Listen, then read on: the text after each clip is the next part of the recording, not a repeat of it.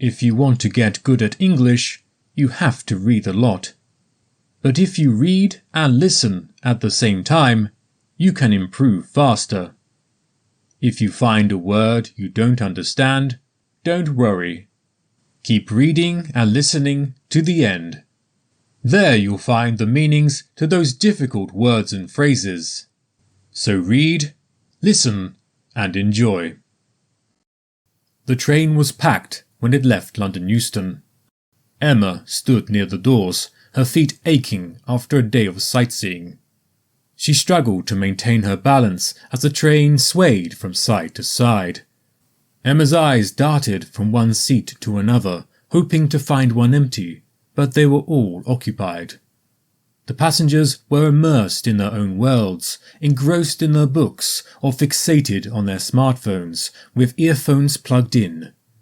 None seemed ready to vacate their seats. Just as Emma resigned herself to standing, her gaze fell upon a young man further up the carriage. He appeared friendly and approachable, which was a rare and refreshing sight among all the tired faces. The seat beside him was occupied only by his bag.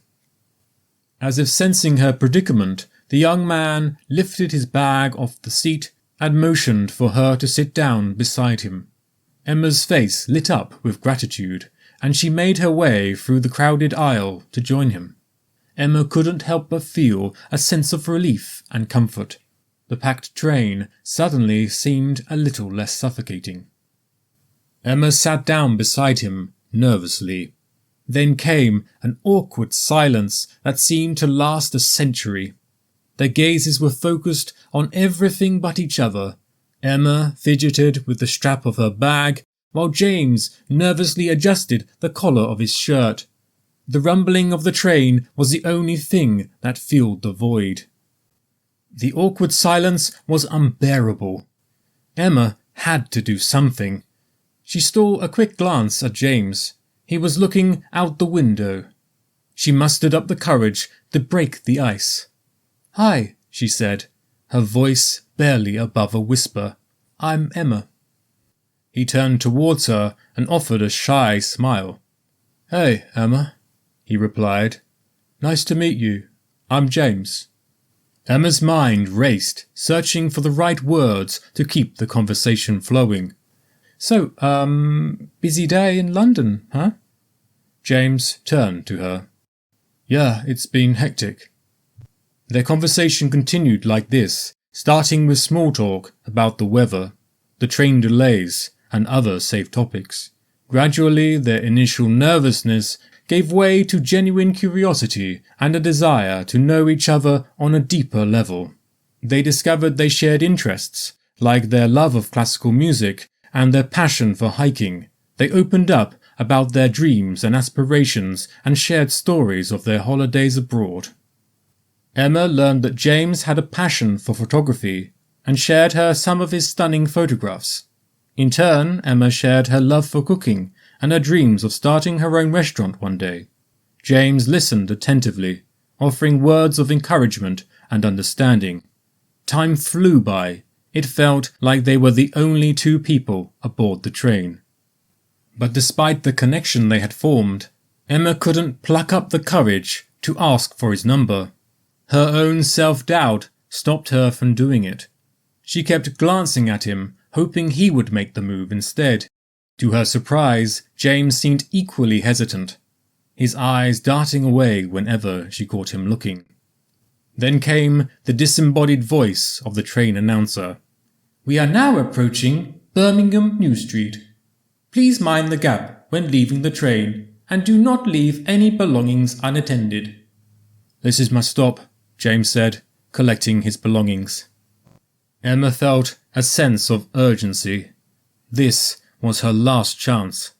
She took a deep breath, ready to overcome her shyness. But just as she opened her mouth, the train came to a standstill, and the doors slid open. James stood up. He gave her a warm smile, but she thought she saw a hint of disappointment in his eyes. "Well, it was nice talking to you. Take care." He alighted from the train. and the doors closed behind him. And just like that, he was gone. She looked through the window next to her, hoping to catch sight of him, but he had already disappeared into the crowd on the station platform. As the train pulled away from Birmingham New Street, Emma remained seated, lost in her thoughts. She replayed their brief encounter in her mind, wishing she had taken a leap of faith and asked for his number. They had hit it off. They had something, a connection perhaps. But now he was another face she would soon forget. Why couldn't she just ask that one simple question?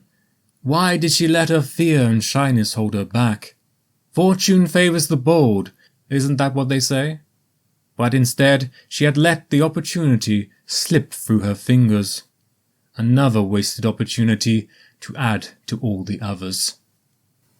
An hour or so later, the train reached its final destination, Liverpool Lime Street. Emma gathered her belongings and stepped off onto the platform. She took a moment to breathe in the fresh air, allowing the realization to sink in. It was time to move on, to embrace new possibilities and adventures. She decided she would take James's advice. She would start her restaurant. For the first time in her life, she would throw caution to the wind.